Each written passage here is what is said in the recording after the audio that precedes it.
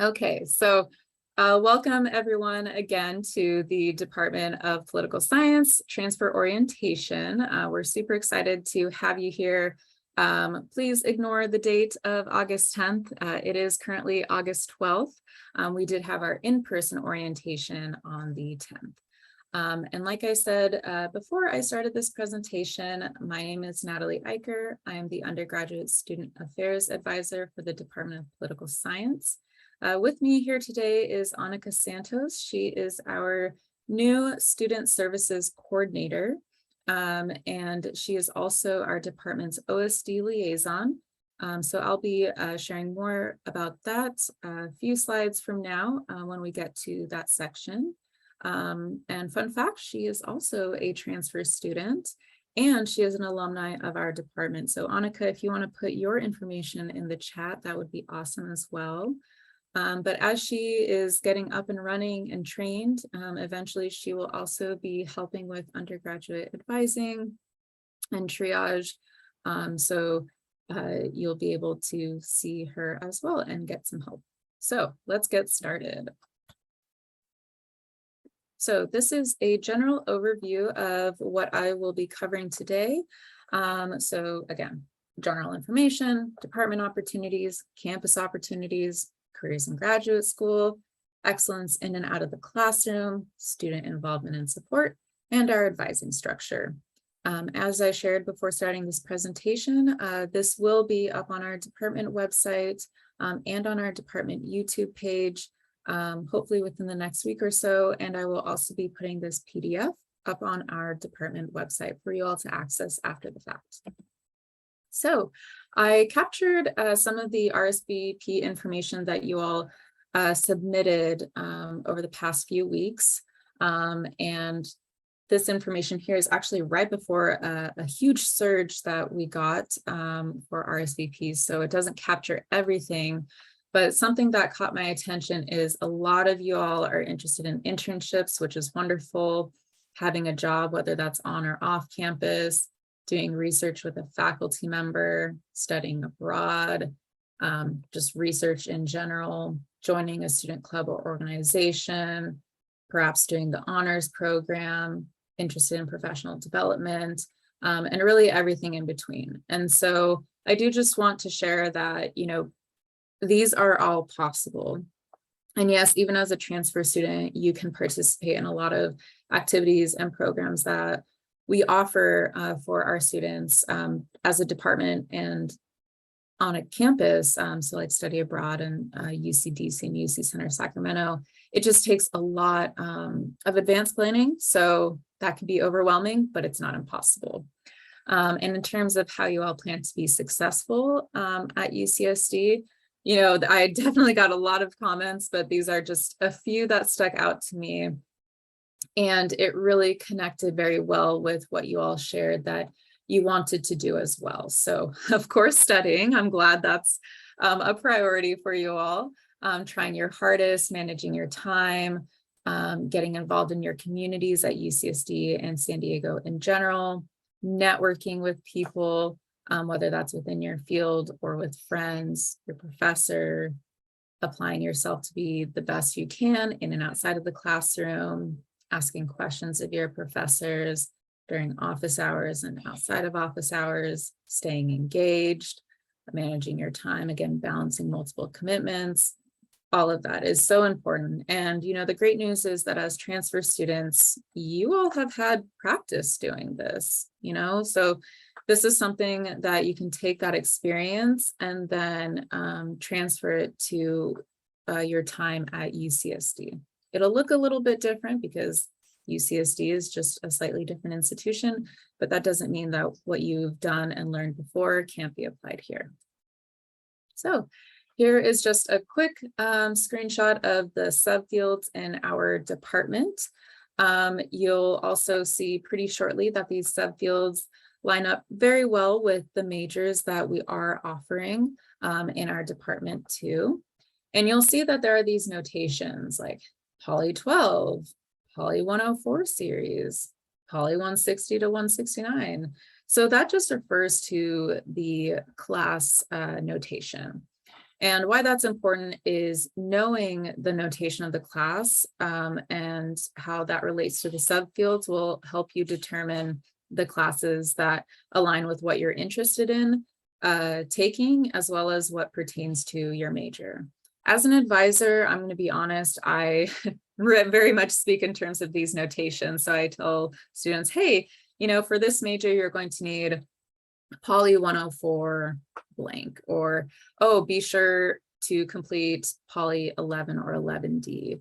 And because that's how I view them. Now, of course, as students, you all view it as the title of the class because you want to know what the heck the class is about. So that's totally fine. Just know that there's both the title of the class and the notation. So I might be saying it a different way than you are, but it can mean the same thing.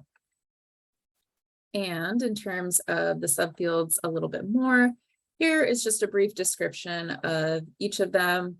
We also have these descriptions on the major page for each of our majors. And so I'll show you a screenshot of that in a bit as well, but this can help you kind of consider what are the subfields you may want to explore during your time here. And is there anything that's sticking out to you? Are there any that are not, which is totally okay as well. This is your education. You can choose what is interesting to you. And of course, abiding by the major requirements and the requirements for your college and university, but you still have flexibility in what you want to do at UCSD. So in terms of our majors, on the left, you'll see the list of the 9 majors that we offer. So we offer a general political science major, which is our most flexible major. And then we offer 8 other majors with what we call an area of concentration. So that's like race, ethnicity, and politics, international relations, so on and so forth. You'll see that we have one major that's a Bachelor of Science. So this is our political science data analytics major. This major came about in fall 2018. So it's on the newer side. And it has, as the name suggests, a more analytical focus. So the faculty decided to make it into a Bachelor's of Science. Our newest major is the political science, race, ethnicity, and politics major. This started in fall 2020. What a time. And so we've slowly seen our students enrolling in the major and enjoying what it has to offer. As far as the requirements of our majors, all of them require 16 classes, 4 of them being lower division courses, and 12 of them being upper division courses. So you all as transfer students, for the most part, have transferred in at least 1, if not 2 or 3 of the lower division courses for your specific major. What I've been doing in the past week, 2 weeks, and will do my best to continue doing before you all start enrolling in classes next Wednesday on the 17th, is to take a look at your degree audit and send you a message through our virtual advising center that shares with you what you've transferred in for the major and what you still need. Again, for those of you who do have an area of concentration, so that's like data analytics, comparative politics, and such, that means that of the 12 upper division courses, 5 of them at the minimum need to be courses that fulfill that concentration. And so each major has different classes that align with that requirement or the ranges of classes within maybe one of those subcategories. So feel free to take a look at your specific major to see what is needed. All courses for the major must be political science courses. The only 2 exceptions that we have is a class called Laws 101. And then the other exception is if you choose to double major, depending on the other major you choose, there may or may not be an opportunity for you to overlap up to 2 upper division classes there. But for the most part, just it's all courses for our majors need to be political science courses. All courses need to be taken for a letter grade. So this does apply to transfer courses as well. The one caveat we have with this, two again, actually, but one is there are two classes in our curriculum, Poly 198 RA and Poly 199, both of which I'll talk about later because they refer to some department programs. Those courses can be taken for a pass, no pass. That's actually the only option. And if you earn a pass grade, it can count towards your major. But we make that very clear. The other caveat is for those of you who took political science courses in spring 2020, whether that's quarter or semester, fall 2020 semester or quarter, winter 2020 semester or quarter, and winter 2021 semester or quarter, and then spring 2021 semester or quarter. If you did take a political science course then and you earn a pass grade, we would also allow that because that was during the height of the COVID-19 pandemic, and we allowed our own students to take major related courses for a pass, no pass, and during those specific timeframes. And if they earned a pass grade, we did count it towards the major. So that is the only caveat as well, but I did just want to be clear about that.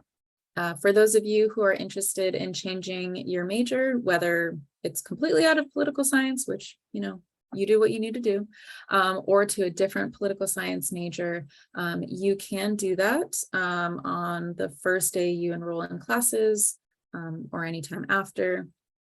And you would do that through what is called the change of major tool, also sometimes called the major minor tool, because you can add or change your minor as well. So there's that. And now something else we also now offer in our department is a joint BA MIA program. So a bachelor's master's program is sometimes what it's called, or a 4+1 program.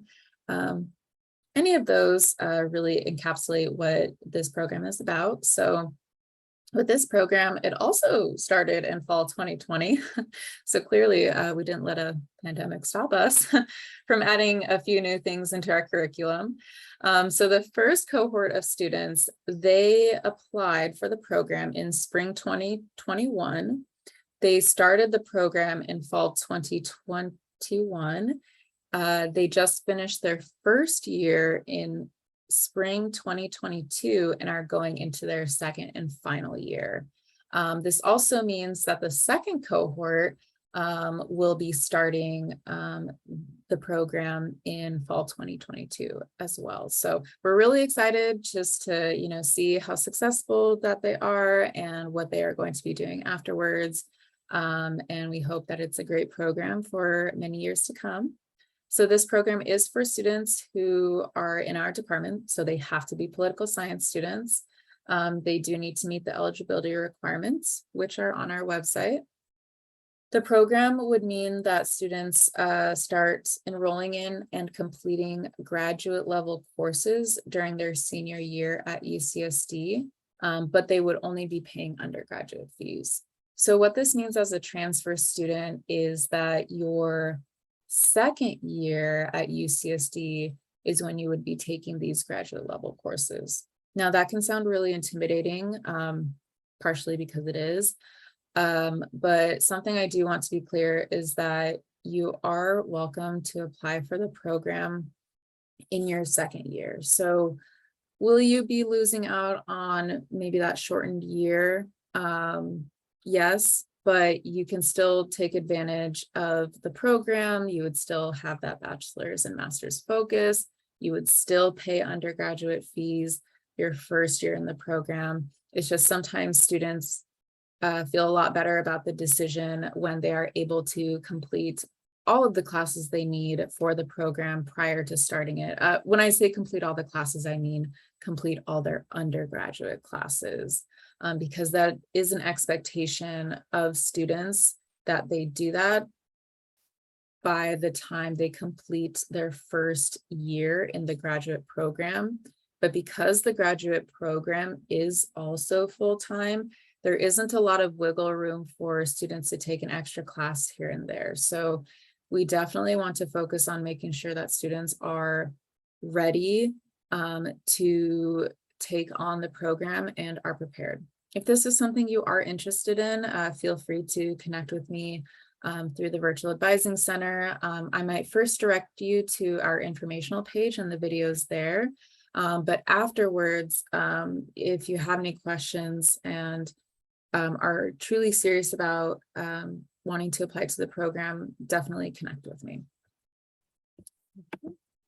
So as far as the general catalog goes, the reason why we put it up here is just more general information.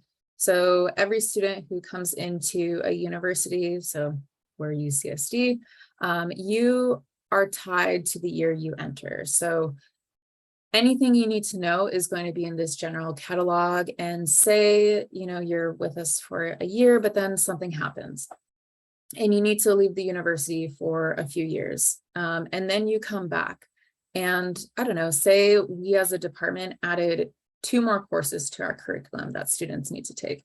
I assure you it won't happen, but let's just move forward with that assumption.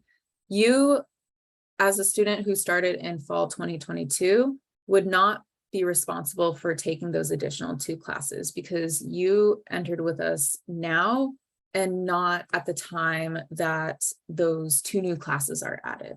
So that's why it's important to really be mindful of what your requirements are when you entered the university, just in case something like that happens.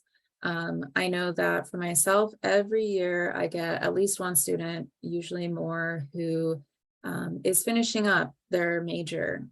Life happened, and so they're coming back. They maybe need 1 or 2 more classes. And there have been instances where when they started at UCSD, we didn't require a certain class for the major, and now we do. So this allows me to go back into their history and see what did the catalog ask of them at the time that they entered, and to be able to share with them, you know, no, you don't need this requirement, or actually, yes, you do, because when you entered UCSD, it was already part of our requirements. All right, major requirements. So with this, this is what I was referring to a few slides previously. This is the screenshot of our department page. So you'll see that on the left here, we have almost all of our majors shown. They just kind of go down the list. So you can click each of those pages and it goes to like their separate own page that lists all of the classes that are needed and what counts for the major. We have a little bit of information about our majors and our minors. And you can also see other areas of our website. So for you all, the focus is mostly going to be on this undergraduate programs tab. That's going to be your bread and butter with us. We have almost everything you need to know in your time here under that tab. This is a screenshot of a student's academic history. This is also something that you all should be able to see. The reason why this is important is you can see what credit you've received. So this student in particular, they have some credit from AP exams, advanced placement. So you can say how many units they earned. They are transferring in from San Francisco State University. This is when they were there. This is how much credit they earned. So say the student also went to Maricosta College. Well, we don't see that here. So that would be an indicator for the student to reach out to the office of the registrar or the admissions office to say, hey, did you all receive my transcript? If so, when is it going to be posted on my degree audit? But if everything is good here, then that's great. That's what we all want. Another thing that's important is the courses are listed down below. So obviously we don't see all of these classes, but it's a good way for you to see, did every single class get posted? Is it posted accurately? And also important, is the level accurate? For the most part, students coming from community colleges, it's all going to be lower division, which is very, very normal. For those of you that are in a position where you took upper division courses at another university, whether that's in California or outside California, please be mindful to see what the level is, because if you took an upper division class, we're just going to use this student as an example, at San Francisco State University, it may have come through as lower division. Sometimes it's nice and it's upper division and you don't need to do anything, but sometimes it comes through as lower division. And if that happens, what you do is you contact the office of the registrar, you inform them, you know, hey, these specific classes transferred in incorrectly or with the incorrect course level. They are noted as lower division and it should be upper division. And this is where you can find that information about the course level and what it pertains to on the university's website. So every university will have a page. Honestly, I've just found it by typing in the university's name and then in course level afterwards, where it states, you know, courses numbered 100, or I'm sorry, 0 to 99 are lower division and 100 through 199 are upper division. Some universities operate a little bit differently. And so maybe like they say 100, or I'm sorry, 0 to 199 is lower division, and then 200 to 399 is upper division. Again, every place is a little bit different, but this is why it's important just to check that everything is accurate. This is a screenshot of a student's degree audit. It's from a few years ago, but that's still fine. I think this is a really great example of all the different aspects of the degree audit that you'll see. So red, universal sign that something isn't okay. For this student, it means something is missing, something's incomplete. So I'm going to hop down here. This outer red box with the X in it, it's saying that of their upper division requirements, it's missing, like something's missing on the whole. And you can see in these subcategories, it's also red because this student is missing a class here and then missing 3 classes here. So that's why it's still red. There's still something that needs to be completed. Blue represents something that's in progress to be completed. So if we look up here, the larger section has this blue box with the ellipses. And then what that's saying is like, well, this box as a whole is getting there. It's a work in progress. It's not red because nothing's missing, but it's not green because it's not complete. And so if we look down here in this subsection, we'll see the subsection is blue. That is because this student was taking Poly 30D during the fall quarter, and WIP is work in progress. So it's a work in progress, right? It's not completed, it's not missing, it's just there, ready to be done soon. Green, again, sign that it's completed, everything is good. So you'll see up here that these subsections are green because it's completed. There's nothing that is missing, there's nothing that's work in progress. So the degree audit does look very, very similar to this nowadays too. I know it can be a little intimidating to look at it on your own. I look at these all day, every day, so I'm very well versed in it. So if you do have questions about it, feel free to reach out.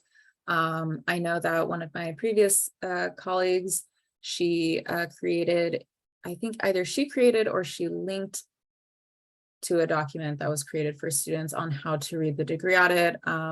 I will do my best to remember to include that in my email to you all with the PDF of this presentation next week. Tentative schedule. So I can only speak for our department, but we try to do a very good job about showing you all which classes that we hope to offer in the next academic year pretty early on. And so in terms of a timeline, for the 2023 to 2024 academic year, we hope to have the tentative course offerings list up on our website, maybe like late February through mid-March. something like that.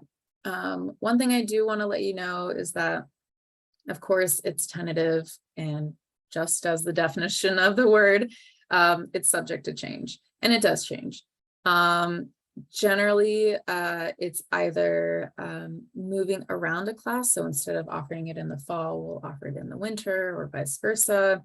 Maybe it's adding more classes, or like in this case, you see that 5D, it's TBA, so we don't know the professor yet, but hopefully that'll change to actually having the professor's name.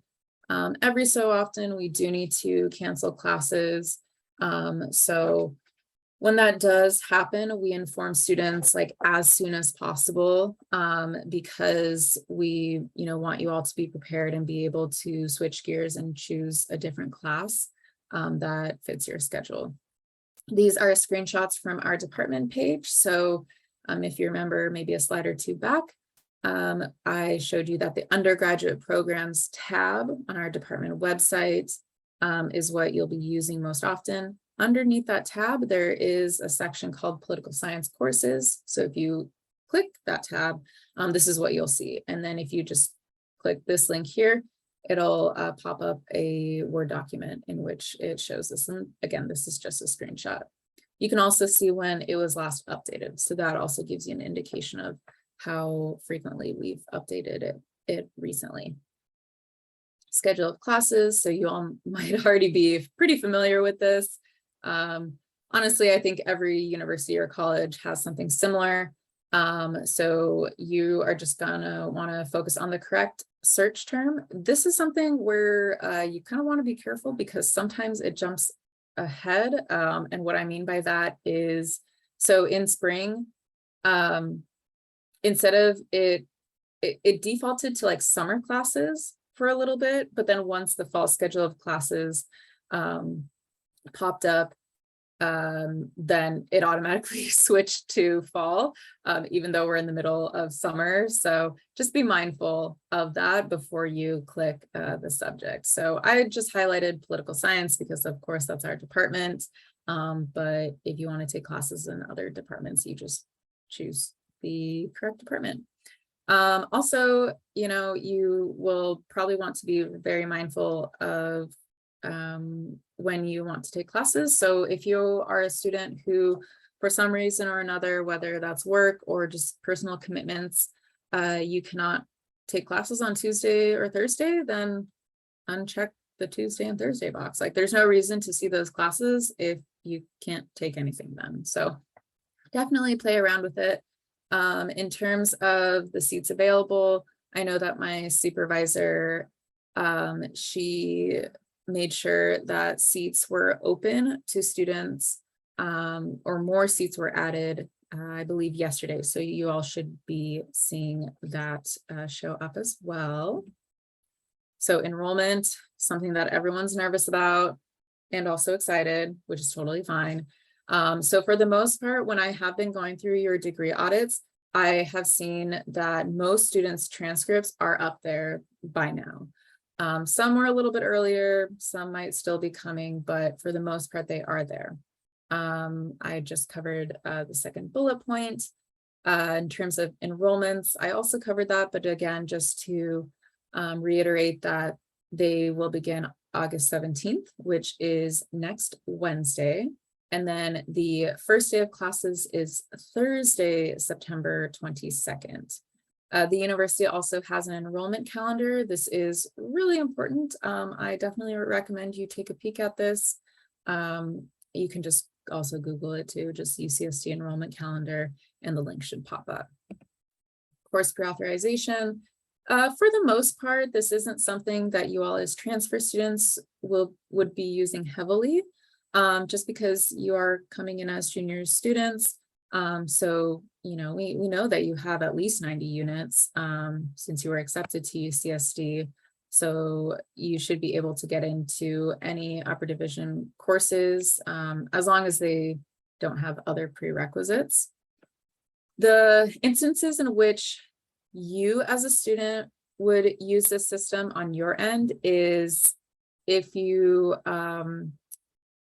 say, so of course you all are junior level, but say one of your transcripts didn't come as quickly as it should have. So in our system, maybe it shows that you have 80 units and not 90.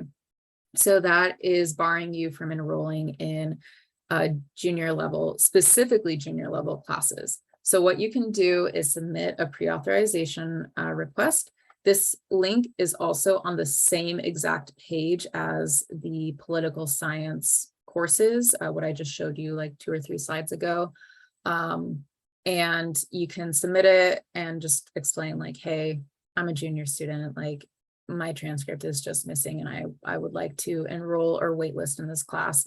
And the good thing is on my end as an advisor, I can see that even though maybe your academic level shows like sophomore, again, because the units, I can see that you are entering UCSD as a transfer student for fall 2022. So I can approve that on your behalf.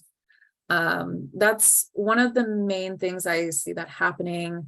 You would also use this if you wanted to participate in the independent studies program. I'll talk about that a little bit later. I also see this where maybe you are enrolling in a prerequisite class and you want to also enroll in the class that needs the prerequisites. Sometimes professors are okay with that, but you would need to get their permission.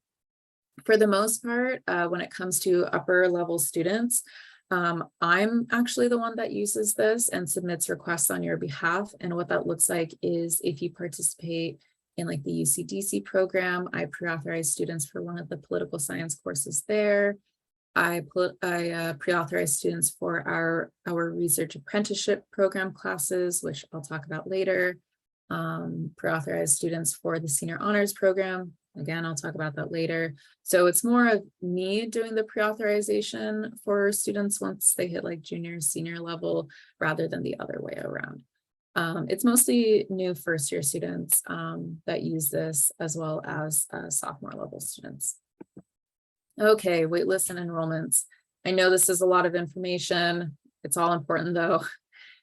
So a few things to know. If a class is full, it does happen. You would still use WebReg, which I think is a very similar name that is given in other universities and colleges to describe like the course enrollment system. But you would do that to waitlist the course. Waitlists at UCSD, they are automated, and it's automated by like every department. You have until Friday of the second week to be added into a course. So they run nightly, and what it means is like they refresh every night at midnight until Thursday. First come, first serve. So what that means is, say a class is full, you get on the wait list and you're number 1. If someone in that class drops from it before the add deadline, then you are automatically put in there. Like you're just the next one in. So there's nothing that a professor can do, an advisor, like no one can actually jump the line for you or make that possible. I know that at community colleges, I'm not sure if it's still a practice now, but I just remember it from my time in community college that the faculty member or your professors would have more power over that and could add students themselves. That is not the case here. So I did just want to clear that up because it is something that students don't realize until it's too late. Our department, we do not allow late adds. A late add means being added into a class after the add deadline. The add deadline is Friday of week 2 during like the regular academic quarters, so fall, winter, spring. And then the add deadline is Friday of week 1 during summer session classes. Before the quarter begins, you're able to be enrolled in or waitlisted for a total of 19.5 units. So if, for the most part, our classes at UCSD are 4 units. In our department, they are, but in some instances, in different departments, they can be a little bit more or a little bit less, but it's very infrequent. After the quarter commences, so what that just means is basically the first day of the quarter starting and after, you can be enrolled in and waitlisted for up to a total of 22 units. Please do not enroll in 22 units your first quarter. That is not going to be a fun time for you. Oops, let's try this again. There we go. All right, waitlists and enrollments continued. So this is a slightly new system, and I did want to talk about it. So in years previous, incoming students, so transfer students and first year students, they did not have to worry about the 2-pass enrollment system for fall quarter, but they did need to be knowledgeable about it for winter and spring. The change is now you all are in it from the get-go, which not a bad thing. I think it's actually better that you all know about it now, and it's not something you need to relearn down the line. So what this means is that during your first pass, so that will begin August 17th for those of you that started enrolling that day, you have just about 48 hours to select any open courses that add up to 11.5 units. This is probably going to be about 2 classes. During this time, you are not able to waitlist any classes whatsoever. Then a little bit later, so this time around, if for transfers on August 22nd and after, that's when your second pass begins. So now this is your second go at enrollment. So you have a much longer time to add classes. This is actually until the add deadline. And I'll hop to this one next. With this one, you can enroll or waitlist in up to 19.5 units. So as I shared in the slide previously, and again, you can add up to 22 units on the first day of fall classes, but please don't enroll in 22 units. So going back up to this bullet point, it says the only day that no one can add courses is August 26th. And when I say no one, I mean not incoming transfer students, not incoming freshman students, and not continuing students. So I take this to mean like the system itself is doing a bunch of like recalculating, refreshing, and all that. So it just needs like one day to handle all that. And then after August 26th, I believe is when everyone can then start adding, dropping, waitlisting, and so on. The good news is during your peak enrollment time period, no continuing students can do anything with their classes. And this is very purposeful. It's to give you all a chance to, again, add your classes or add in waitlist. So other students need to hold tight until you all get a chance to do that. So right now, if you check the schedule of classes, it's pretty much what you see is what you get, because I believe current students have been stopped from doing anything with their courses. I think for a few days now. It started a little bit early. So planning for your major and just your courses overall, there are many different support ways to do this. One is there are quarter by quarter plans that you can find online for our major, or just again in general that the university offers. You would utilize our website to help as well. As I shared, each of our majors has a major page, and we have different requirements. We also have fillable PDFs on there just to help make it more manageable. You're more than welcome to use them too. Your college might have quarter by quarter plans, and quite frankly, you can create your own, whether that's through Excel, Google Sheets, or whatever. Like whatever works for you, you can do that. Just know that there might be some instances in which, say if you pursue a double major petition, we would require you to use a specific form. So just keep that in mind. Okay, department opportunities. So kind of getting into the more fun stuff. So in our department, we do add quite a few classes every single year, which is neat, trying to, stay in line with the times and things that are going on. So, these are just some of the classes that we've added in the previous years, but again, we are adding to them every single year. We also have different professional development workshops for you all, and I'll talk about those in a little bit later. But this is just a general list of what we've offered in the past. Due to COVID, it has been remote, or they have been remote.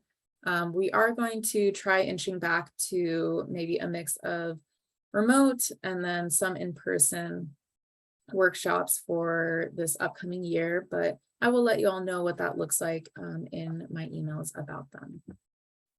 We have what's called an alumni mentor program in our department. So this began in fall 2017. With this program, students who apply and are accepted, and this is something that you all can take advantage of too as new transfer students. It's where you would get connected with an alumni from our department and two alumni, ideally, one who represents your career track. So we call them like a career mentor. So these are alumni that are currently working or have a great deal of experience in like one of your maybe top 3 choices in terms of a career. And then the exploratory track or the exploratory mentor. This individual is maybe someone who works in a field that's number 5, 6, 7 on your list, but are still really great to connect with, to at least have someone to help guide you a bit. You can ask them questions about their experience at UCSD. After UCSD, you can ask them why they went into the job that they have, because even if it's something you really may not be considering, it might either open your eyes to something that is more possible than you anticipated, or it could just be an opportunity for you to really know, like, wow, this is something I absolutely do not want to do. And I'm so glad I have confirmation that it's not for me. So better to figure that out earlier rather than later. As I shared before, we have some research opportunities in our department. So, you know, we are a Research One university here at UCSD. And so in our department, we're pretty lucky to have a graduate program, a PhD program. And because of that, we are able to offer this research apprenticeship program. Now, this research apprenticeship program is where students, undergraduate students, have a graduate mentor, and you help that graduate mentor with their project or projects. And so you get a lot of research experience, you get to learn new tools.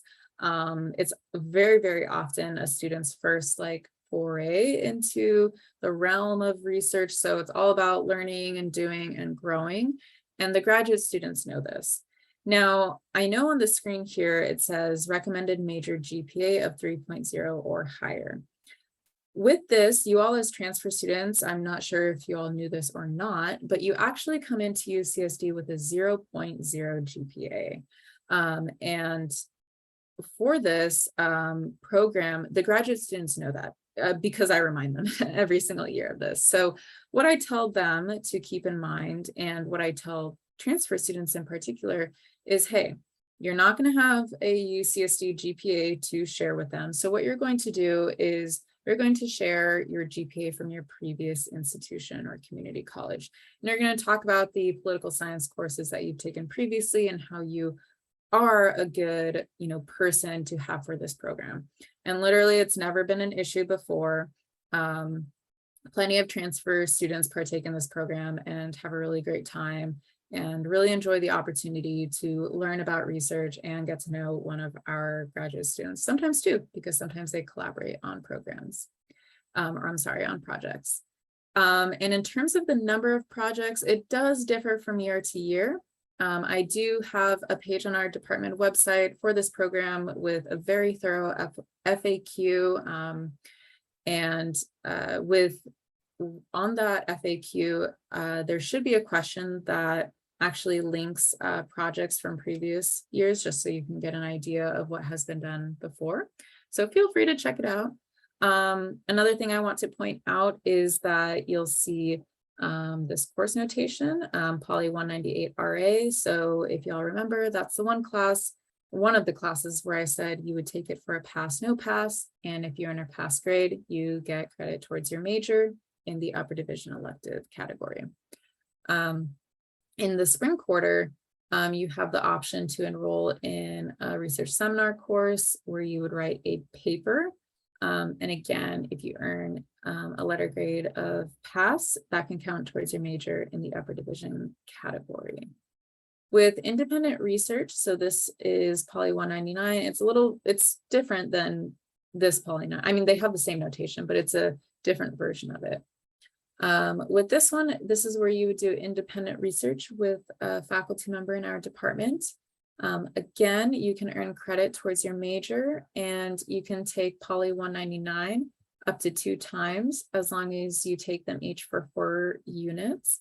And the same goes for Poly 198 RAs. So that means you can enroll in this class in the winter, and then you would enroll in this class in the spring. We also have our senior honors program. So with this one, you also get course credit towards the major, and that comes through in terms of the Poly 191A class and the Poly 191B class. So you're seeing a running theme here, getting credit towards your major in the upper division elective category, and this is purposeful. One is these are academic courses. This relates to your classes and what you're learning, so you should be getting academic credit for it, especially towards your major. And then second, what this should be telling you is that you are able to take part in these programs without it being an extra burden. So it can be integrated into your major plan. It can be integrated into your time at UCSD. You just got to plan for it in advance to make sure you are eligible and can take part in these programs. With the senior honors program, I should have clarified it here, and I apologize for not doing so. But this program is in the fall and winter quarters. And then the research apprenticeship program, I believe I clarified it there, but that is a winter and spring program. In order to be eligible for the senior honors program, you do need to be senior standing, have a minimum of 3.6 major GPA, completed all of your lower division courses for your major, and completed at least 5 upper division courses. This is very, very strict. So we do not budge on these eligibility requirements at all. We can be a little looser on other ones, but not this one. And I do just want to take a quick pause because I do see that one of our guests is in the room right now. So close your eyes, everyone. But I'm going to switch to the slide about the Transfer Triton Hub. No, I did not say it correctly. The Triton Transfer Hub. Gosh, I do that every single time. I apologize. So with me here is Samantha. So Samantha, if you want to unmute yourself and introduce yourself to everyone, and then I will mute myself and just tell me when you want me to go to the next slide.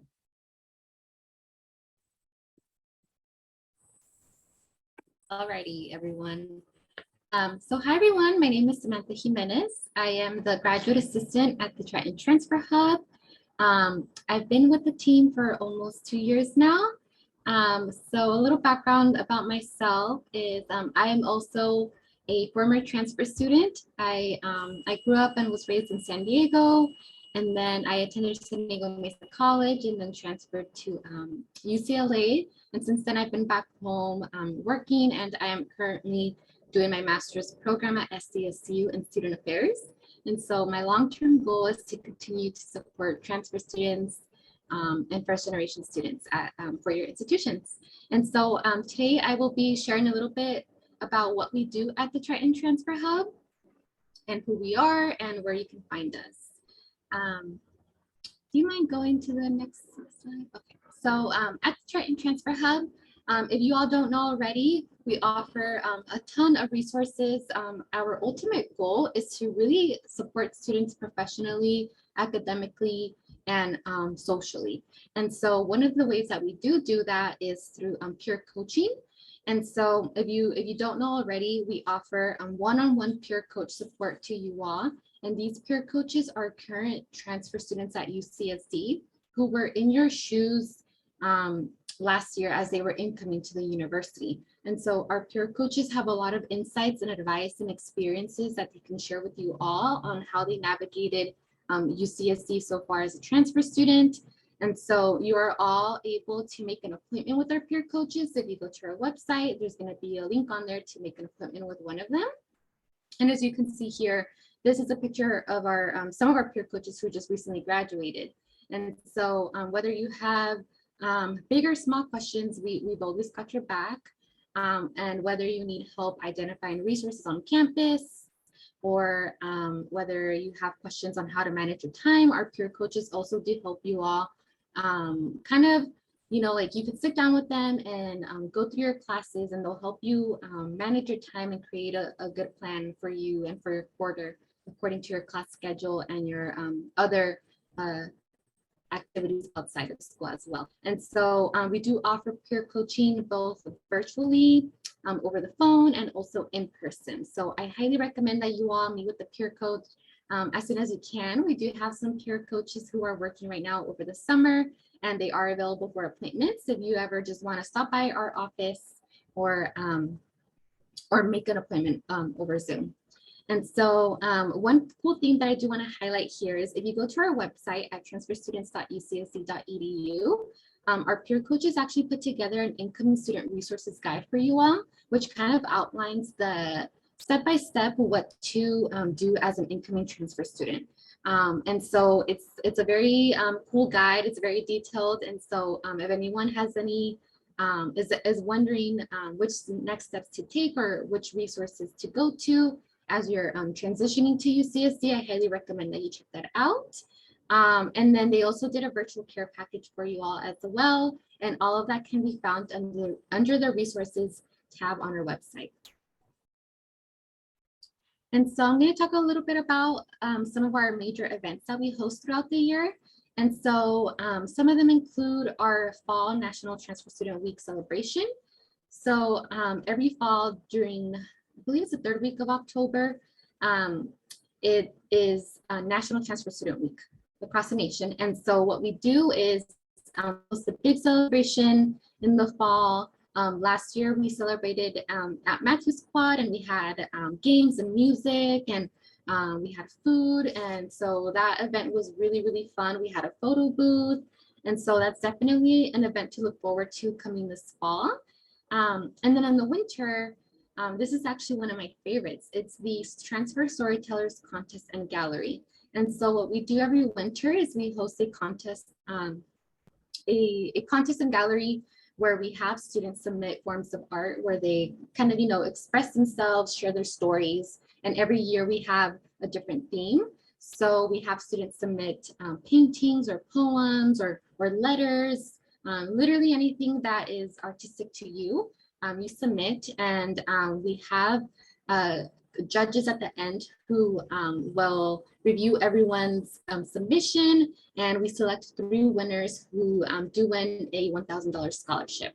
So that's pretty cool. Even if you are not artistic, you can always submit something if you want. And then in the spring, we have our Maximizing Your Next Year events. So typically as an incoming transfer student, your first year during spring quarter is around the time you start thinking about how you can either improve or gain some skills, or what you need to do to maximize your next year or your last year at UCSD.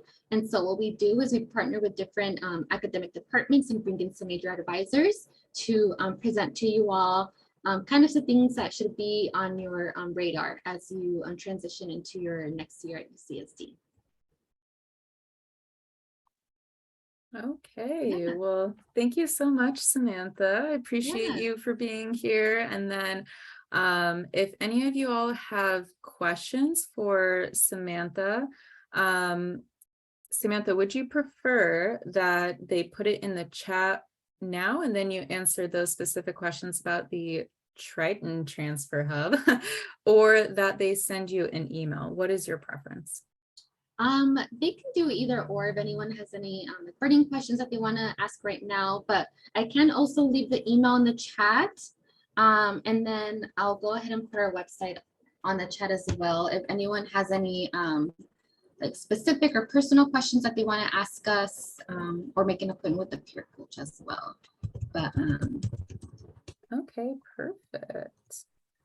Cool. Well, then I will then start chatting about the rest of our program. But yeah, if you all have any questions for Samantha or the Triton Transfer Hub team, she'll leave the email if she hasn't already. And definitely go check them out. It is a newer resource on campus. I believe you all started, I want to say fall 2019, but correct me if I'm wrong. And so we really want students to utilize it. And yeah, just go check them out. But with that said, I will hop back to the presentation. So as I was sharing before, we do have our senior honors program. And with this one, I think the last thing I shared before handing it off to Samantha is that we are very strict on the eligibility. So with that one, you want to be very mindful of how you prepare for it.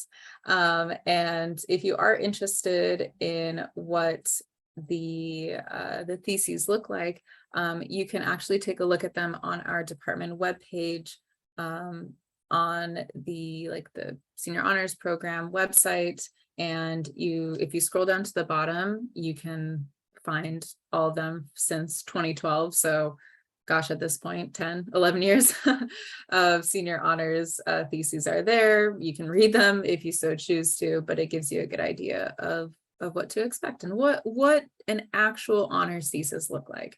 And we only put the theses that have earned a level of honors or higher. So you don't need to worry, if what you're reading didn't achieve honors. So they all did in some capacity.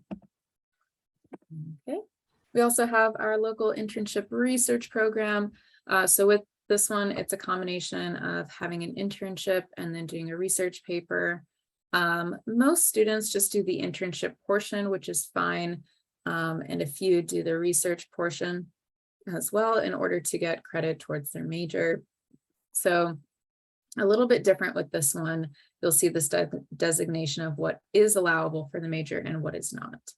So the internship seminar course, which is Poly 197 SD, this is not allowable for the major. And the reason for this is would kind of be like giving credit for going to work. So there isn't an academic component in there, so we don't allow that credit to go towards the major. But the 4 units that you do earn from it goes towards those general units that you need to graduate from UCSD. So it's still a worthwhile opportunity, but just understand where those units are being designated. The research seminar course, so this is Poly 194 SD, this is allowable for the major and it would count in the upper division elective category. Okay, getting into some more fun things. So these are campus opportunities for your major requirements. So first and foremost, whoops, wow, twice again, there we go, is the UC-DC and UC Center Sacramento programs.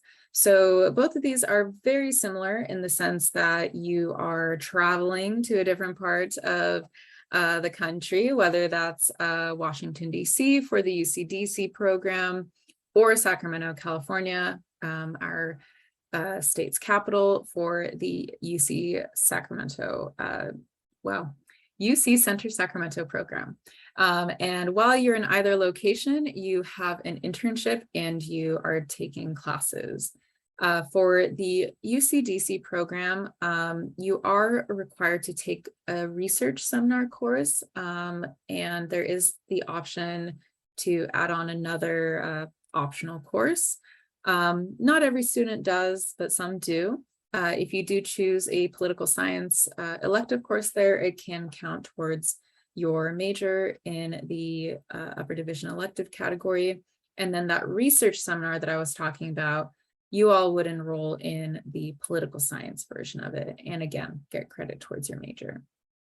The UC Center Sacramento program, of course, there's still an internship and there are classes, but I believe you're required to take 3 classes there. So it's a little more heavy on the academic component and not as much on the internship component, but it could still be a worthwhile experience. And again, you are getting credit for some of those courses taken there.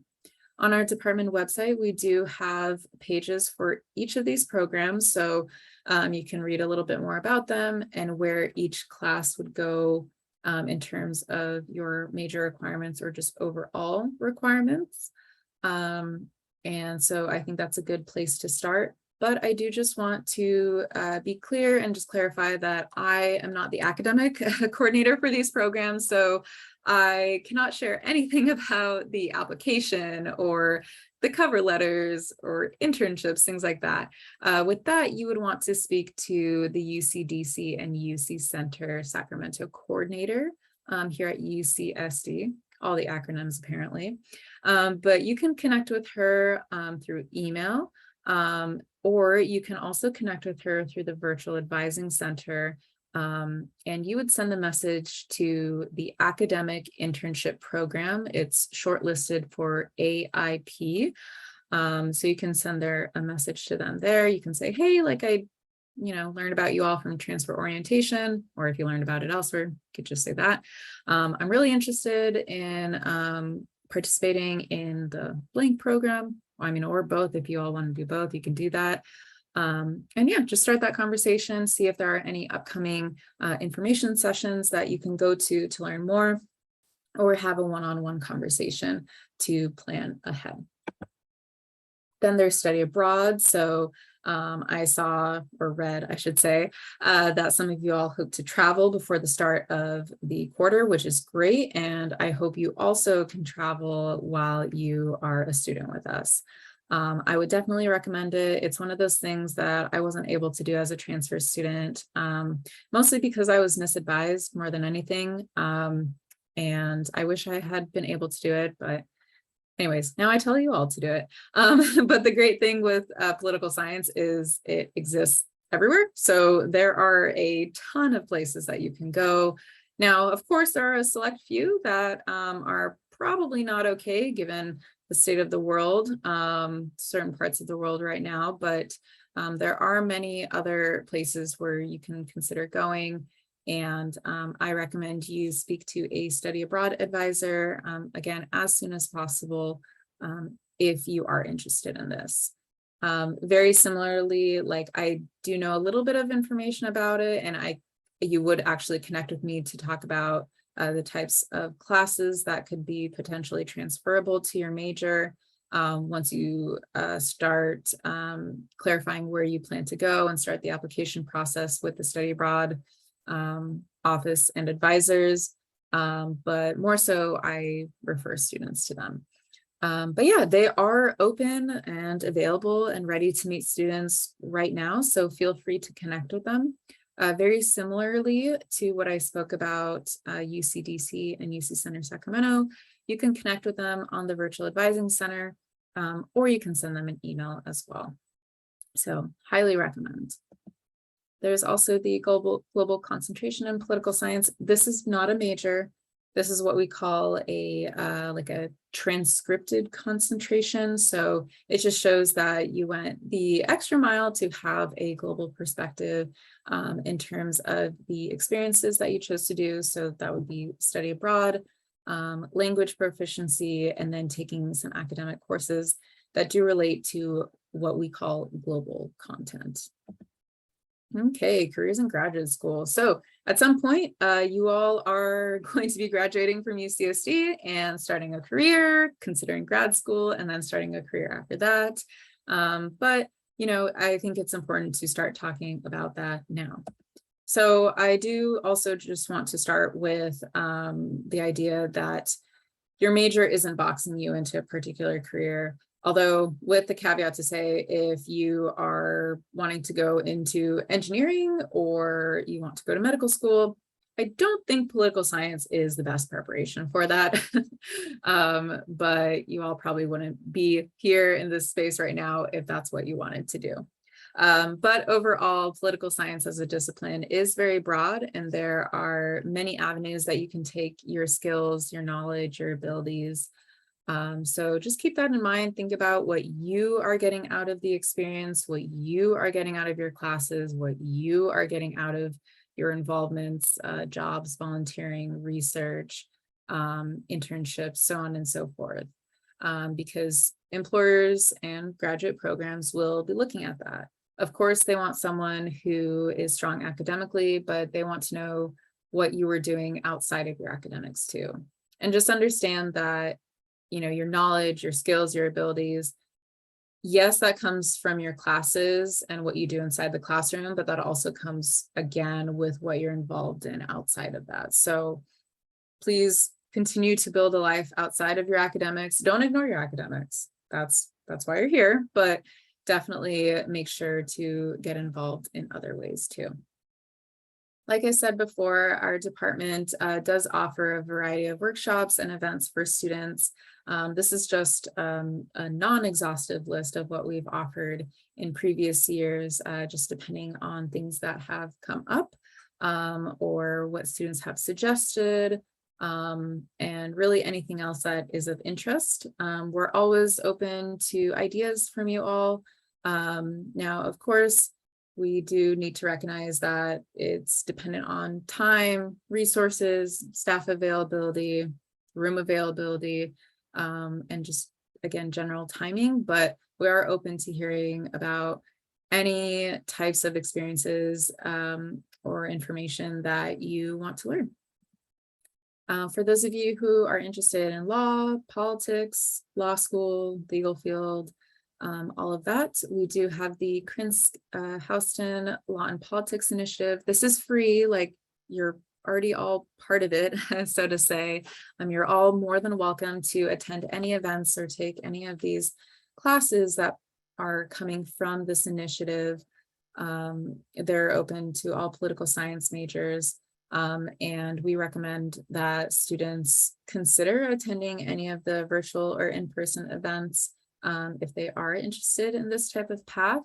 Again, as I said before, we do offer classes as well that pertain to the legal field. So even if that's not the direction you're headed towards, if it's something that you're kind of interested or want to learn more about, you're more than welcome to enroll in the class. Okay, wow, third time's the charm. There we go. Resources for you all. So again, not an exhaustive list. There are plenty more resources for you all, but I just wanted to pull out a few to reiterate once more, one of them being the Alumni Mentor Program, as I spoke about. To add those of you who are interested in the legal field or law school, we have what's called the Board of Pre-Law Advisors. So these are current students in our PhD program who went to law school, graduated from law school, and practiced law for a number of years and are now offering their experiences, tips, tricks to students. It's completely free. All you need to do is just send them an email. We have them listed on the resource page for the Law and Politics program. It's actually one of those like main tabs at the top, like when I showed the screenshot of our department page, it should be on the right hand side. So if you go there, go under resources, there should be a banner popping up that says Board of Pre-Law Advisors. We also have a handbook in our department office that you might be able to check out, but APSA as like a website, so the American Political Science Association, just Google them. They have a ton of resources there. There's the UCSD Career Services Center as well.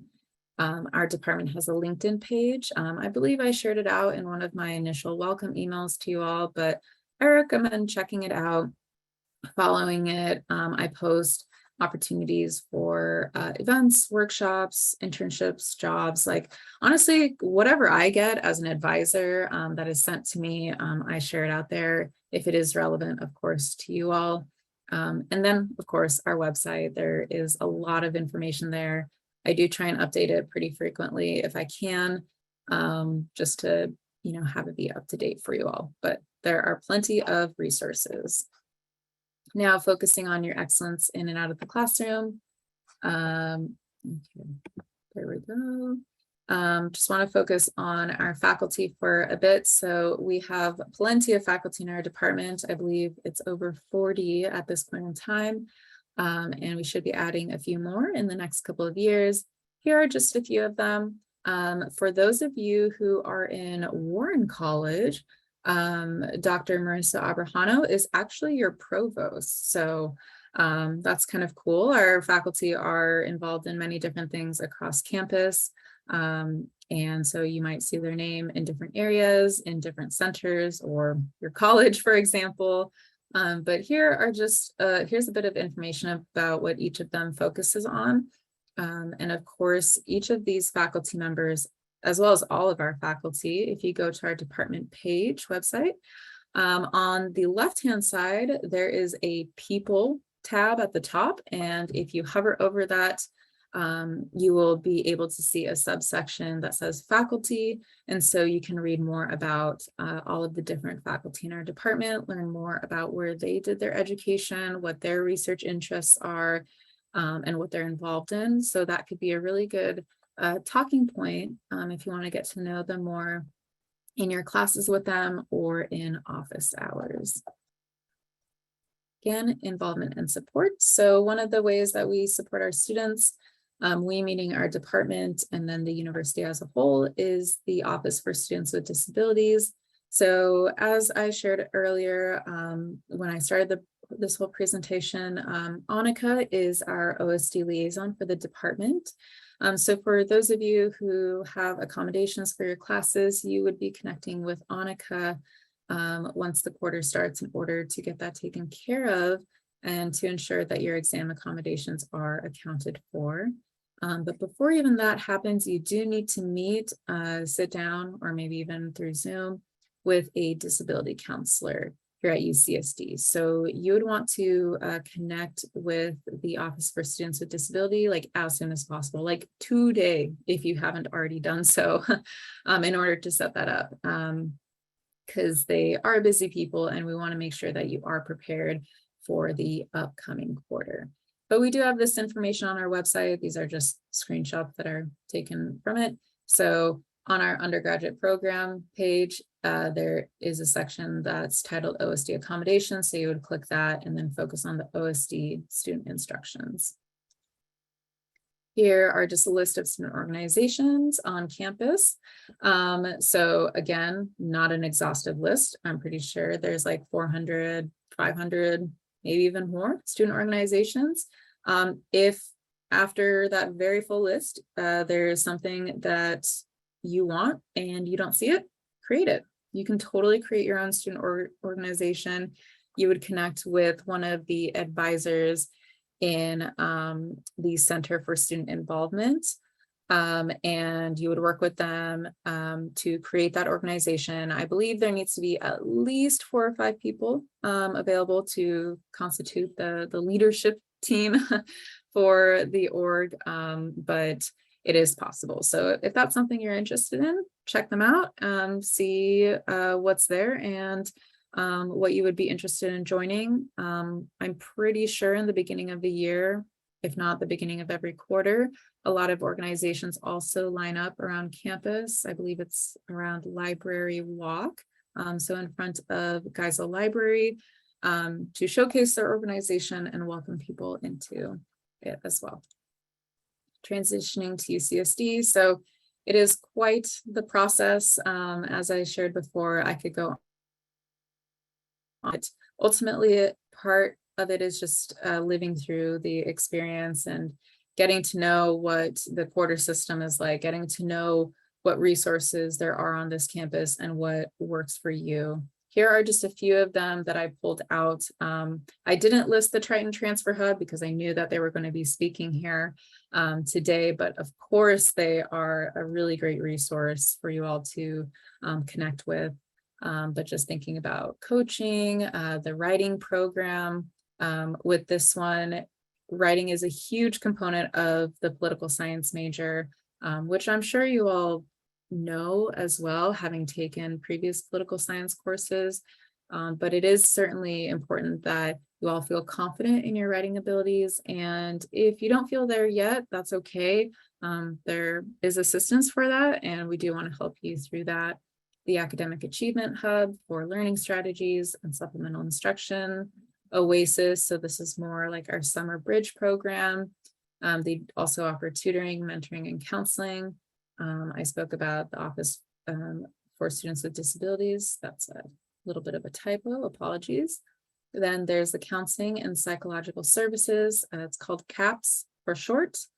So they provide free confidential counseling and crisis services for students. So please take advantage of them if you need them, and connect with them as early as possible when you are in need, instead of waiting until something, is a full-blown crisis. Again, if you are in the position and privilege to be able to contact them early on. Also, I truly hope none of you all have to use this resource because we wouldn't want you to go through any type of harassment or discrimination. But if that is something that happens to you, there is a resource on campus that you can talk to someone about it and think about what are the next steps in the process, so that the issue is dealt with in a kind, equitable, fair manner that is also responsible and holds people accountable.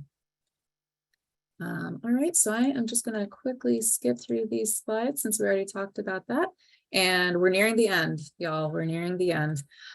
So in terms of the advising structure at UCSD, it's a bit of a doozy. So for those of you coming from the community college, you probably had one counselor or advisor, we'll just use the term interchangeably, that you went to, or maybe you went to a couple, but they all had like the same level of knowledge. So here at UCSD, at minimum, you have 2 advisors, one for your department, which would be me for political science, and then one for your college. Maybe not necessarily one person at your college, but you have like your college advising team. And so if you choose to double major, now you have 3 advisors, one for each major, and then your college. If you choose to have a minor, that's another advisor, because that advisor is going to be in the department or the college that oversees that minor. So it's a lot of people. And we understand that. We empathize with that. We know it can be overwhelming. We know it can be intimidating, and we know it can be a lot. The way I like to explain it to students is that think more about how you are getting the correct information from the most accurate source in the most timely way. So instead of having to, go a very roundabout way to get the information, oh, if I have a question about my political science major requirements, I go to my major advisor. I don't go to my college advisor. I don't go to anyone else. I go to this person or this entity. If I have a question for my college, I'm going to go to my college advising team. I'm not going to go to my major advisor because they won't be able to answer that question. So just think about it in terms of that perspective. And if for whatever reason you happen to send me a question on the Virtual Advising Center and maybe it relates to your college, what I can do is just send it to them. They do it to me, I do it to them. It happens. It's not a big deal at all. And if you send me maybe a few questions and some of them relate to your majors, some of them don't, what I do is I just say, hey, I'll answer your questions as they pertain to your major or political science in general. And then I'll say oh, I'm going to loop in your college so they can answer these questions. And then, so that way you get my answers for the major stuff, and then I can send it to your college so they can answer the other questions. So it happens. We totally understand that, and we anticipate that happening. Oops. In terms of summer advising, right now it is just virtual. So that's why I share that you can send us messages through the Virtual Advising Center. We look at that pretty much every single day. For the most part, it remains open, but if for some reason, I'm out on vacation and Annika's sick, we have to close it down just temporarily, but we say when it'll be open up again. So Yeah, I definitely recommend you utilize it for those of you who have more complicated questions or are in a situation where you're like, okay, this is great, but I want to graduate a little bit early. I'm also thinking about doing UCDC and I hope to incorporate study abroad and maybe I'm thinking about that honors program. Then I'd say, okay, that is not an advising question through the virtual advising center. That's going to be a Zoom appointment. So we do offer that as well, but we save those types of conversations when it is a more complex issue. Okay, the Q&A.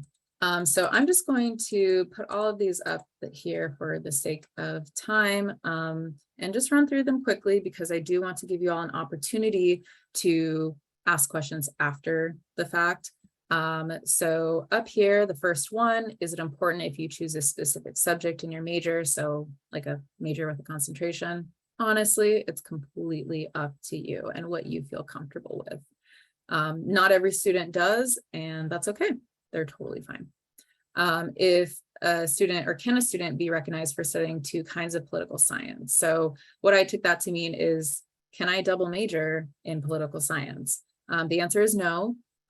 So we share like, this is why the elective category exists. So you can choose, say, the political science public law major, and then for your elective courses, you can take classes in another subfield that you're interested in. Like you're still going to have that knowledge available for you. If you want to declare a minor, that's the major minor tool. So you can find that in Triton Link as well. If for some reason you can't, just send me a message on the virtual advising center and I will send it to you. When and how do I switch to a different political science major? So like I said before, that's also through the same tool, the major minor tool. And you can do that on or after the first day of classes. I'm sorry, first day you sign up for classes. Can you double major and graduate on time? Yes, you absolutely can. I just recommend starting this conversation early and making sure you understand the requirements of both majors. You do also need to submit a petition and other documents so that it is accepted by both departments and your college and reflected on your degree audit. That way you can better track your progress. Do our classes fill up fast despite it being a non-impacted major? Honestly, kind of depends. Sometimes courses fill up quickly because there's just less seats. So a class with 20 seats is going to fill up a lot quicker than a class with 250 seats. That's just math probability.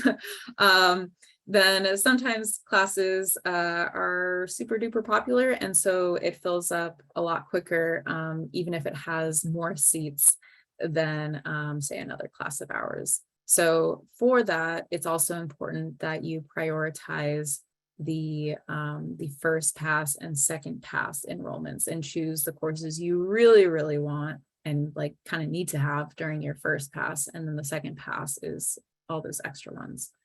How do you make the most out of your time and fit everything that you want in? Early and frequent advising, communicate with us, like trust us. Only silly questions are the ones that you don't ask. So if there's something you want and you know, you're curious about how to get there, just connect with us. Okay. And this will be the last slide. I had students ask about if classes will be conducted in person this year. Yes, the vast majority are in person. There are a few that are remote, and the course makes it clear if it is in person or remote. For some students, they ask like, how do I participate in things if they are remote? And so my answer to that is, well, you would participate remotely. So we send out Zoom links, so much like this orientation. And that could be for workshops, for meetings, for activities. But for the most part, I have seen this transition back to more in-person events, workshops, meetings, activities, and opportunities.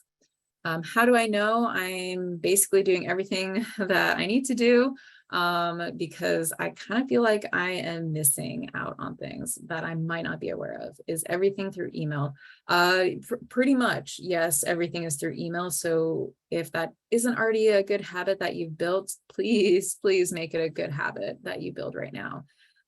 Set alarms, put things on a calendar, be aware of those deadlines. It's so important. So check your email, check your Triton link, check your Canvas pages for your classes, check in with financial aid, check in with us through the VAC. Like, again, I know there's a lot of different spaces where you might be receiving information, but it is important to keep that handy. I know for myself as an advisor, I have the bookmark bar, and within those bookmarks I have a folder, and then in that folder I have so many links to different things that I use, so that helps me stay organized. I have a calendar, I have all of that, just to keep track. So trust me, like, staff know what you're going through, and that's why we share that. Please do your best to stay on top of everything too. So how can a student take advantage of all that UCSD has in the most effective way? Again, just doing your research, thinking about what's important to you, because what's important to you is not what's maybe important to your friends or other people. So again, think about what you're interested in, what you're not, look at the websites, attend information sessions about things that are interesting to you or you're curious about, explore different opportunities that are available, ask questions all the time, like really just focus on yourself. And I think with that, that's where you are going to get the most out of your time here. So with all that said, we look forward to seeing you all in September.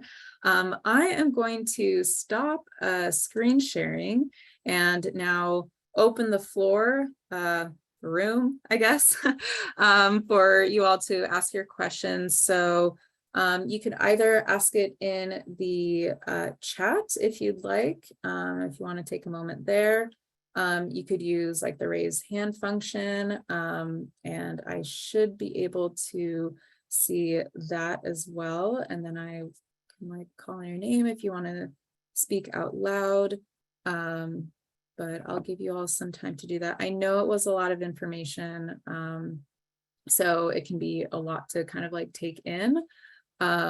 So if you all don't have any questions, you're more than welcome to head out with your day.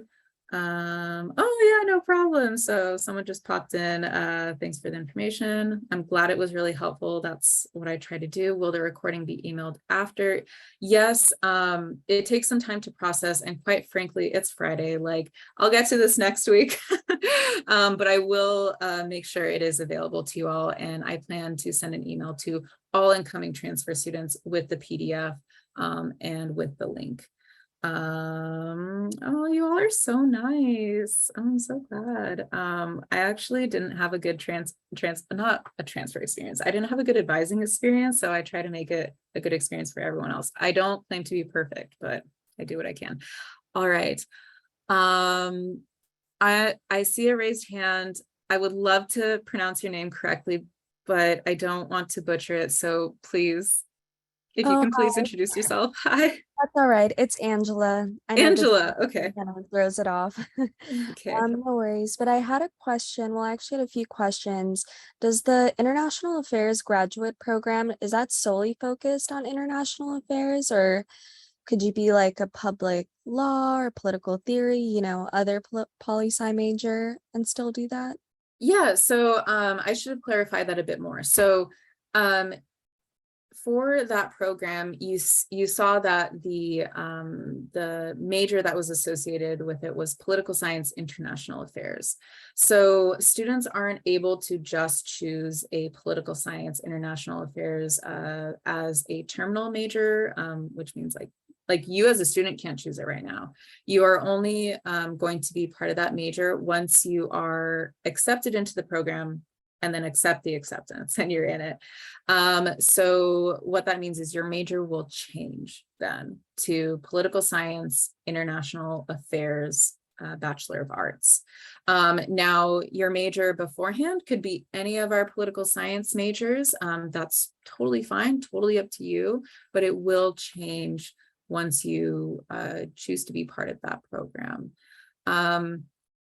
Some students have kept with their original major. That's totally fine. Like as they've made progress towards applying for that program, some of them have chosen to change their major either to like general political science or political science international relations, because they think it's easier for them to keep track of the classes that align with the new major, the political science international affairs. So that is something that we can talk about, what works best like for your individual situation if you want. I hope that answered your question. So unfortunately, you don't keep your like original major, like political science, public law or anything. Your major would have to change. So Okay, got it. Thank you. no problem, no problem. Thank you, Angela. Any other questions, whether that's a raised hand or in the chat? I'm just going to, oh my gosh, so many. Okay. 2 questions. If I wanted to review / get advice on a tentative class schedule you put together, would it be best to send that inquiry through the VAC? Yes, you can. One thing about the Virtual Advising Center, or VAC as we call it, is that unfortunately students aren't able to attach any documents and send it to us, but you could just write it in the chat, or not the chat, in the in your message that you sent to us. You can say, hey, like I am hoping to sign up for these classes. How does that look? And then I will give you my perspective. What is one regret you had as a transfer student? Good gosh. You know what? I wish I would have had a bit more fun. I really do. Not that academics aren't important, they so are. And for me, I knew that I wanted to and needed to go to graduate school. So it was very important for me to keep up my grades and also get involved in different things. So like I did research, even though I realized that wasn't for me. Personally, I still use those skills so much, even now. But I wish I had more fun. So hung out with friends more or partook in different activities. Like those are the things that I would have remembered more. I also wish I could have studied abroad. So I wish I had a little bit more confidence to respond back to the advisor that told me that I couldn't and say like, what do you mean by that? Like, are you sure? Can I take upper division? I was a psychology major. So can I take upper division psychology classes elsewhere? And, you know, see what they had to say. So that's what I wish I would have done. Okay, is there anything I should keep in mind as an international student, or are things similar between foreigners and Americans? Well, welcome. We are so happy that you have, decided to choose our department and UCSD to be an international student here. I really, really hope the process of coming to the US to study here is smooth sailing for you. You would want to, if you haven't already, to connect with the International Student and Program Office. I believe it's ISPO. That is, I'm going to put in the chat, that is their like designation. They are going to be a really great resource for you here in terms of transitioning as a student here, making sure everything is okay in terms of your visa, any documents, like any of that. They are really great. And actually, I think the director of ISPO is a political science alumni, which is pretty cool, Dulce Dorado.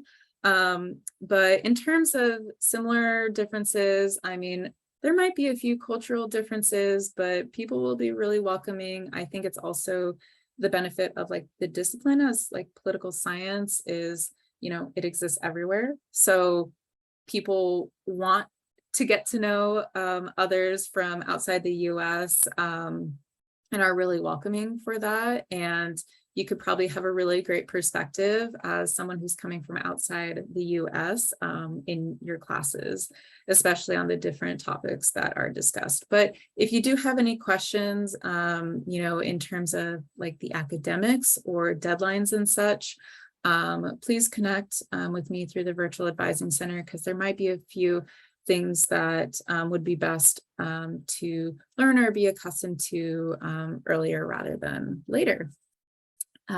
This is my first time doing work study. Cool, first time for everything. Can I explain anything about it as a political science major? So I'm not too well versed on work study.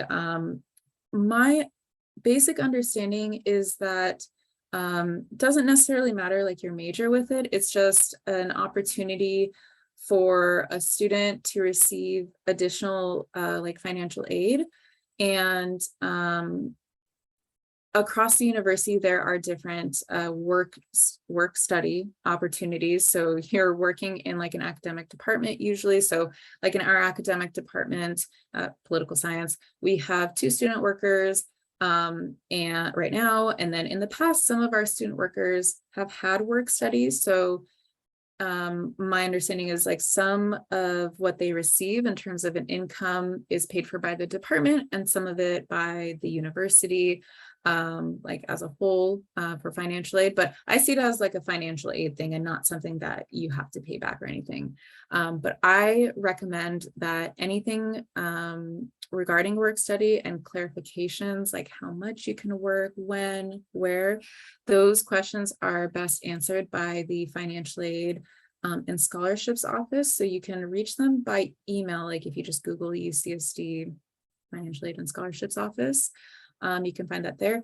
And I think they also have Zoom hours, which you'll probably get a much quicker response through their Zoom hours than through email, but doesn't hurt to connect with them both. Don't subjects such as public law and policy change depend on the country you are studying in? How does that work with studying abroad? Yeah, I mean, you're absolutely correct. And so I think that's the best thing about it is you can get a perspective, like if you take our classes here, you know, you get it from the US perspective, unless of course the class itself covers it from like a comparative lens or an international relations lens and talks about the different types of policies across different countries or, you know, continents or something, or even different states. I mean, we are one country, the United States of America, but different laws exist in different states depending on what the state has control over versus what's coming down from a federal level. So I think that's a great way to get the different perspectives that way. And in terms of studying abroad, that will just allow you to take classes that are much more specific to that country. So, you know, for example, I mean, never say never, but we're more than likely probably not going to offer a class that's like politics of New Zealand, you know, but if you go study abroad in New Zealand, that could very much be a class that is offered there. And what a great opportunity for you to learn about what that looks like there and then think about how that is different from what's in the US or, you know, what's in Great Britain or what's in Russia or things like that. So with studying abroad, you can really have a much greater depth of your knowledge there. And I don't know if you meant to ask this with your question, but I'll just explain it here. Since you talked about study abroad, is students often ask, do I need to take like an upper division political science course when I go abroad? Well, to answer that, no, you don't have to. You can take classes that don't relate to your major at all. You just won't be able to transfer them back in, but you can still take them for credit. But you don't need to take the same exact class abroad as what we offer here. And we know that that's generally not going to be the case. And so that's why when you take political science courses abroad, they're upper division, they're at least 4 or more quarter units when they transfer, and you earn a C- or better, then we would accept them as upper division elective courses for your major, because we do not expect at all that they would match any of our courses. So I know that wasn't one of your questions you asked, but I thought it was a great opportunity to clarify that. Do I recommend taking 3 classes or 4 classes for your first quarter? I think it depends on you. So 3 classes, I'm going to equate that to 12 units, 4 classes, 4 units per class. And then 4 classes would be 4 units per class, so 16. So here's the thing. 12 units, 12 quarter units is full-time status. So that is our goal, to get you all to be full-time students. For those of you who are facing a lot of changes once you get to UCSD, it's a new area, maybe you also have a job, maybe you're coming from a semester system and it was just really hard for you to manage a big load like that. Maybe 3 courses is like what you really need to start off with to be successful and to get the grades that you want. For some students, they're in a position where their job is to be a student. They need to go to class, do well. They maybe don't have as many personal responsibilities or family responsibilities or work responsibilities. And so for them, maybe they feel more comfortable taking 4 classes and they think that they will still do very well. And that's fine. Everyone's coming in with something different. I would just say, think about what you're comfortable with, what worked for you in community college or where you were coming from, and how that might change here. The quarter system is 10 weeks of classes and 1 week of finals. A semester system is usually like 15, 16 weeks, and then a week of finals. So it's a lot quicker. I again can talk about that all day of how that is, but you really don't know it until you're in it. So give yourself, a lot of patience as you navigate it. I also sometimes tell students that maybe try enrolling in 4, seeing how that goes for the first week. And if something is really like not clicking or you're too stressed out or something, then just drop one of the classes, because then assuming each class is 4 units, you would still be full-time and you can still do well. Just be very, very, very mindful of any deadlines, because we wouldn't want you to be in a situation where, you might earn an F in the class because you forgot to drop it by a certain time. So just be very careful about that, but ultimately it's up to you. What classes do you recommend taking in first pass? So I would just say, look at the schedule of classes, see what we're offering. At this point in time, if a class is has a wait list and the wait list is pretty long, I would just say take it out of the equation. Don't give yourself the stress there. All transfer students, all political science students need to take the class Poly 30 or 30D. It's the same class. It's just Poly 30 is offered in the summer and Poly 30D is offered during the academic year. We do offer it very frequently though. So if you can't get into it your first quarter in the fall, you can take it later. That's totally fine. That might be one that you enroll in. I think in terms of the first pass, if there's any class that you see where you're like, I want to take this, this sounds so awesome to me, first pass it.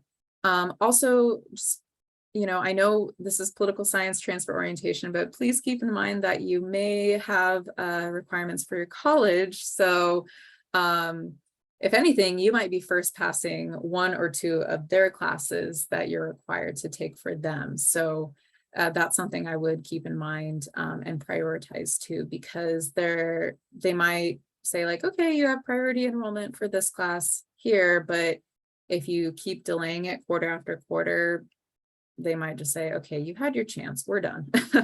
But yeah, we have plenty of classes. It's really up to you. Poly 30D could be one of them. And if you have a political science major that has an area of concentration, so political science, international relations, as an example, I would also recommend if you choose an upper division political science course and you want it to be for your concentration, that is also something that you first pass, just because you do want to complete those classes in a good amount of time, so that you don't need to worry about taking a specific class or a specific class in a smaller range your last quarter.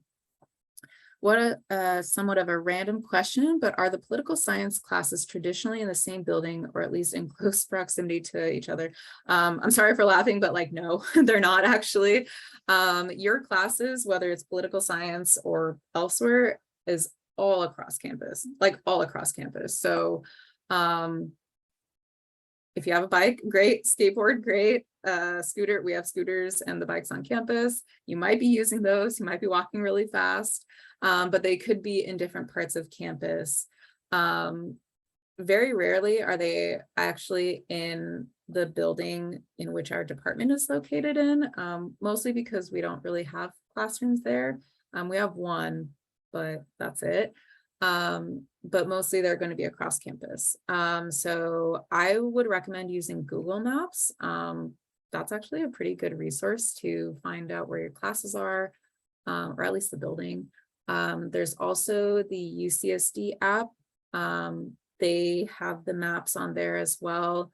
It's probably pretty good now, and hopefully they've updated it to include like the new building neighborhood, like the Sixth College area as well. Don't feel silly about like looking at your phone on the first day of classes or even before, finding out where your classes are. Like, trust me, your professors and TAs do the same exact thing. Like, they've admitted it to me that they do the same thing. So they're in the same boat you all are in.